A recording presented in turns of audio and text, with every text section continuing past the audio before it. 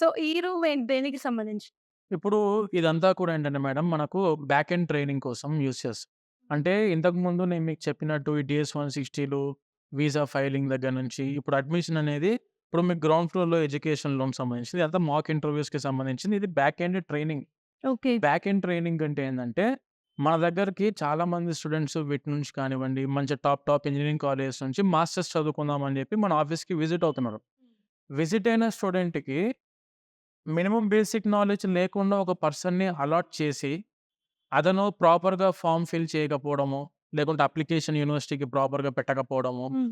Offer కోసం కరెక్ట్‌గా guidance చేయకపోవడం ఇవన్నీ జరిగితే ఏందంటే ఆబ్వియస్‌గా స్టూడెంట్ ఫెయిల్ అవుతారు వీసాలో. ఓకే. సో, ఈ విషయాన్ని మనము ఓవర్‌కమ్ చేయడానికి మేమేం చేస్తామంటే, మా బ్యాక్ ఎండ్ టీమ్ ఏదైతే ఉండిద్దో, బ్యాక్ ఎండ్ టీమ్ అంటే ఏందంటే nothing but after the admission university యొక్క ఆఫర్ లెటర్‌లు తెప్పియడము, యూనివర్సిటీ అడ్మిట్స్ తెప్పియడము, దాంతో పాటు అడ్మిషన్ కన్ఫర్మేషన్ తెప్పియడము, వీసా ఫైల్ చేయడము, డీఎస్ 160 ఫార్మ్ ఫిల్ చేయడము, దాంతో పాటు సెవిస్ ఫిల్ చేయడము, యూకే అయితేనేమో క్యాష్ అప్లికేషన్ ఫైల్ చేయడము, హ్మ్. యూనివర్సిటీ నుంచి క్యాష్ లెటర్‌లు తెప్పియడము అండ్ వీసా ఫైలింగ్ చేయడము.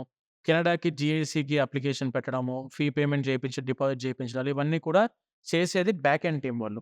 ఈ బ్యాక్ ఎండ్ టీమ్‌ని మనం రిక్రూట్ చేసుకున్న తర్వాత 6 మంత్స్ అనేది టోటల్ ట్రైనింగ్ పీరియడ్ ఉండిద్ది. హ్మ్. ఈ 6 మంత్స్‌లో సింగిల్ అప్లికేషన్ కూడా ఆ పర్సన్‌కి మనం ఇచ్చి స్టూడెంట్‌ది అప్లికేషన్ పెట్టమని చెప్పం. ఈ 6 నెలలు ఫుల్ ట్రైనింగ్ జరిగిద్ది మన బ్యాక్ ఎండ్ టీమ్ మెంబర్‌కి.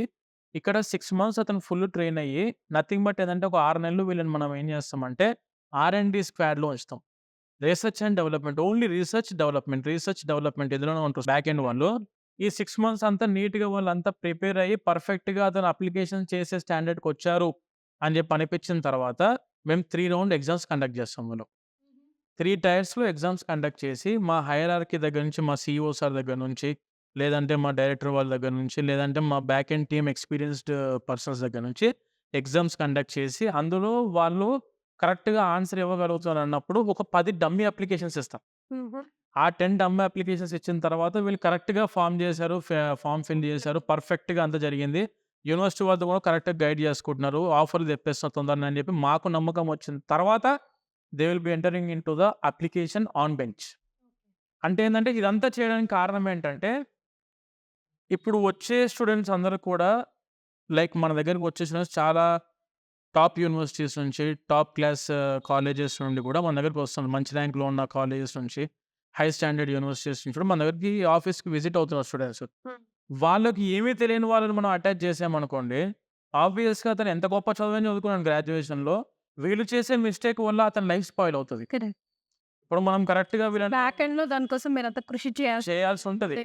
ఎందుకంటే ఒకవేళ వీళ్ళు స్ట్రాంగ్‌గా లేకపోతే స్టూడెంట్ ఎంత టాలెంటెడ్ అయినా కూడాను కరెక్ట్. ఆబ్వియస్‌గా వీసా రాదు మేడం. అందులో వస్తున్న పర్సన్. సో, అంతే గదా మేడం. ఇప్పుడు అందు గురించి అని జెప్పి మనం వీళ్ళందరిని గూడా 6 మంత్స్ ఇందులో ట్రైనింగ్ చేసి, వీళ్ళకి ఎగ్జామ్స్ కండక్ట్ చేసి, హ్మ్. లేదు పర్ఫెక్ట్‌గా వీళ్ళు చేస్తారని జెప్పి మాకు నమ్మకం వచ్చిన తర్వాత ఓకే. ఆన్ బెంచ్‌లో అప్లికేషన్స్ ఇచ్చి చేస్తాం. రైట్. సో, ఫస్ట్ ఫ్లోర్ సంగతి అదనమాట. ఇది మేడం.